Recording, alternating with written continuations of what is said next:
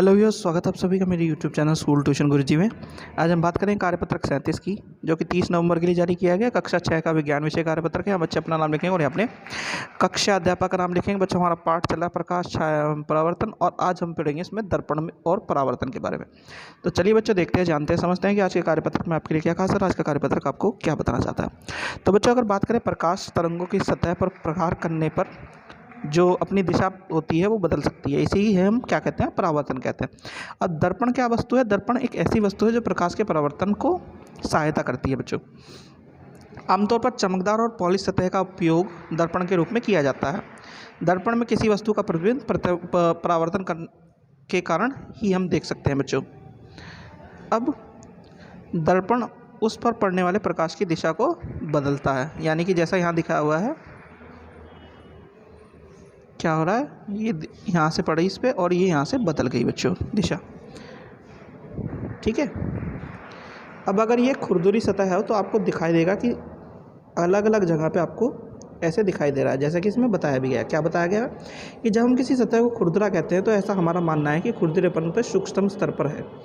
यहाँ तक कि एक पेंसिल का इनेमल पेंट की चिकनी दिखाई देने वाली सतह की माइक्रो लेवल पर बहुत खुरदुरी होती है। जब प्रकाश किसी खुरदुरी सतह से परावर्तित होता है तो क्या होता है बच्चों, प्रकाश की किरणें कई अलग अलग कोणों पर परावर्तित होती हैं। इसके कारण हम किसी सतह को किसी भी कोण पर देख पाते हैं, यानी कि अलग अलग जगह से देख पाते हैं बच्चों। ठीक है। अब जरा प्रश्न उत्तर देख लेते हैं। पहला प्रश्न है आपका, प्रकाश का परावर्तन क्या है? तो प्रकाश तरंगों की सतह पर प्रहार करने पर अपनी दिशा को बदल सकने की क्षमता को प्रकाश का परावर्तन कहते हैं। बच्चों, ये आपका आंसर 1 है। चलिए अगला देखते हैं बच्चों। प्रश्न 2 है, दर्पण परिभाषित कीजिए। दर्पण क्या है? एक वस्तु जो प्रकाश को परावर्तित कर देती है वो क्या कहलाती है? दर्पण कहलाती है। आमतौर पर चमकदार या पॉलिश सतह होती है बच्चों। ये आपका आंसर 2 है बच्चों। चलिए अगला प्रश्न देखते हैं। प्रश्न नंबर 3 है, क्या होता है जब प्रकाश किरण दर्पण पर पड़ती है? तो जब प्रकाश की किरण दर्पण पर पड़ती है तो क्या होता है बच्चों, दर्पण पर उस पर पड़ने वाले प्रकाश की दिशा को वो बदल देता है या परावर्तित कर देता है बच्चों।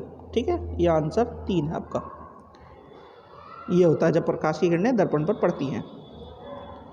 फिर है प्रश्न नंबर 4, क्या है, प्रकाश के लिए परावर्तन के लिए चमकदार सतह की आवश्यकता क्यों होती है? तो प्रकाश परावर्तन के लिए चमकदार सतह की आवश्यकता इसलिए होती है कि वो चमकदार सतह ही दर्पण के तौर पे कार्य करती है और वो सीधे सीधे परावर्तन कर देती है, ना कि अलग अलग कोणों पर परावर्तन करती है। यानी कि एक कोण पे परावर्तन होता है तो आसानी से हमें दिख जाता है।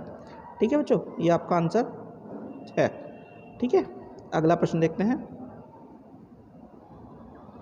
प्रश्न नंबर 5 है, किन्हीं 2 पदार्थों के नाम लिखिए जो अच्छे परावर्तक हैं। तो एक तो हो गया दर्पण बच्चों आपका, दूसरा हो गया चमकदार सतह में, जैसे कि जो है आपके मेटल्स हो गया, लोहा, एल्यूमिनियम हो गया।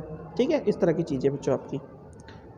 तो बच्चों, ये हो गया आपका कार्यपत्र कंप्लीट और वीडियो भी। आशा करता हूँ आपको वीडियो अच्छी लगी होगी। Thank you.